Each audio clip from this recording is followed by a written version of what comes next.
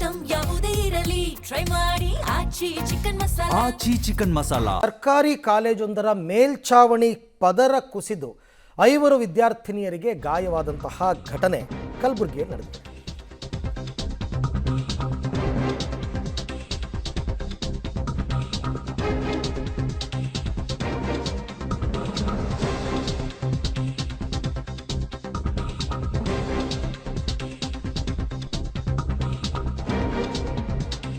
ಸರ್ಕಾರಿ ಕಾಲೇಜಿನ ಮೇಲ್ಛಾವಣಿಯ ಕಾಂಕ್ರೀಟ್ ಕುಸಿದು 5 ವಿದ್ಯಾರ್ಥಿನಿಯರಿಗೆ ಗಾಯ ಆಗಿರ್ತಕ್ಕಂಥದ್ದು ಕಲಬುರಗಿ ನಗರದ ಸರ್ಕಾರಿ ಪದವಿ ಪೂರ್ವ ಕಾಲೇಜಿನಲ್ಲಿ ನಡೆದಿದೆ.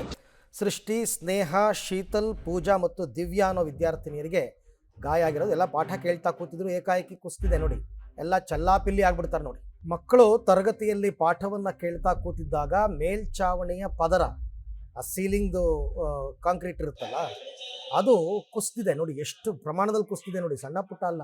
ಈ ಬಗ್ಗೆ ಮತ್ತಷ್ಟು ಮಾಹಿತಿ ನನ್ನ ಕೊಲೀಗ್ ಪ್ರವೀಣ್ ರೆಡ್ಡಿ ಅವರಿಂದ ಪಡ್ಕೊಳ್ಳೋಣ. ಪ್ರವೀಣ್, ಈ ರೀತಿ ಮೇಲ್ಛಾವಣಿಯ ಪದರ ಕುಸಿಯೋದಕ್ಕೆ ಕಾರಣ ಏನು? ವಿಪರೀತ ಮಳೆ ಆಗಿತ್ತಾ ಅಥವಾ ಶೀತದಿಂದ ವಸ್ತಿಯಾಗಿ ಈ ರೀತಿ ಆಗಿರೋದ? ವಿದ್ಯಾರ್ಥಿನಿಯರ ಆರೋಗ್ಯ ಹೇಗಿದೆ ಇವಾಗ ಅಂತ? ಅರವಿಂದ್, ಈಗ ಸಣ್ಣ ಪುಟ್ಟ ಗಾಯಗಳಾಗಿವೆ ವಿದ್ಯಾರ್ಥಿನಿಯರಿಗೆ. ಏನಂದ್ರೆ ಅವ್ರನ್ನ ಈಗ ಕಲಬುರಗಿಯ ಜಿಮ್ಸ್ ಆಸ್ಪತ್ರೆಗೆ ದಾಖಲಿಸಲಾಗಿದೆ. ಇನ್ನು ಈ ರೀತಿಯಾಗಿ ಶಾಲಾ ಮತ್ತು ಕಾಲೇಜುಗಳಲ್ಲಿ ಈ ರೀತಿ ಮೇಲ್ಛಾವಣಿಯ ಪದರ ಕುಸಿದು ವಿದ್ಯಾರ್ಥಿಗಳು ಗಾಯಗೊಳ್ಳೋದು ಕಲಬುರಗಿಯಲ್ಲಿ ಸದ್ಯ ಈಗ ಕಾಮನ್ ಆಗಿಬಿಟ್ಟಿದೆ ಅಂತಾನೆ ಹೇಳ್ಬೋದು ಅರವಿಂದ್.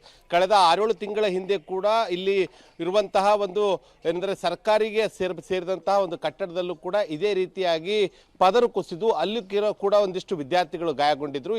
ಅದೇ ರೀತಿಯಾಗಿ ಹಲವು ಶಾಲೆಗಳಲ್ಲೂ ಕೂಡ ಇಂತಹದ್ದೇ ಒಂದು ಘಟನೆ ಆಗಿತ್ತು. ಸೊ ಅದಕ್ಕೆ ಈಗ ಆಡ್ ಆನ್ ಆಗಿ ಏನಂದ್ರೆ ಇವತ್ತು ಸರ್ಕಾರಿ ಪದವಿ ಪೂರ್ವ ಕಾಲೇಜಿನಲ್ಲಿ ಎಂದಿನಂತೆ ವಿದ್ಯಾರ್ಥಿಗಳು ಪಾಠ ಕೇಳುವುದಕ್ಕೆ ತರಗತಿಯ ಕೋಣೆಯ ಒಳಗಡೆ ಕುಳಿತಿದ್ರು. ಶಿಕ್ಷಕರು ಪಾಠ ಮಾಡುವಂತಹ ಸಂದರ್ಭದಲ್ಲೇ ಏಕಾಏಕಿ ಒಂದು ಛಾವಣಿಯ ಒಂದು ಪರದೆ ಏನಂದ್ರೆ ಮಕ್ಕಳ ವಿದ್ಯಾರ್ಥಿನಿಯರ ಒಂದು ತಲೆ ಮತ್ತು ಕೈಗಳ ಮೇಲೆ ಬಿದ್ದಂತಹ ಪರಿಣಾಮವಾಗಿ 5 ಜನ ವಿದ್ಯಾರ್ಥಿನಿಯರು, ಈಗಾಗಲೇ ದಿವ್ಯಾ, ಶೀತಲ್ ಮತ್ತು ಸೇರಿದಂತೆ ಒಟ್ಟು 5 ಜನ ವಿದ್ಯಾರ್ಥಿನಿಯರು ಆ ಒಂದು ಘಟನೆಯಲ್ಲಿ ಗಾಯಗೊಂಡುತ್ತಾರೆ. ಅದಾದ ಬಳಿಕ ಕೂಡಲೇ ಅಲ್ಲೇ ಪಕ್ಕದಲ್ಲಿರುವಂತಹ ಜಿಮ್ಸ್ ಆಸ್ಪತ್ರೆಯ ಟ್ರಾಮಾ ಕೇರ್ನಲ್ಲಿ ಆ ವಿದ್ಯಾರ್ಥಿನಿಯರನ್ನು ಈಗಾಗಲೇ ಚಿಕಿತ್ಸೆಗೆ ಅಂತ ದಾಖಲು ಮಾಡಲಾಗಿದೆ. ಇದು ಮೊದಲೇನಲ್ಲ ಇಂತಹ ಘಟನೆಗಳು ಆಗ್ತಾ ಇರೋದು ಅರವಿಂದ್.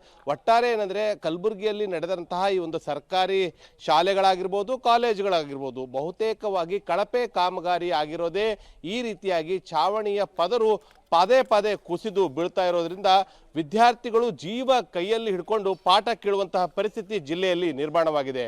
ಅರವಿಂದ್, ಥ್ಯಾಂಕ್ ಯು ಪ್ರವೀಣ್ ರೆಡ್ಡಿ, ತಮ್ಮೆಲ್ಲ ಮಾಹಿತಿಗೆ ಧನ್ಯವಾದ.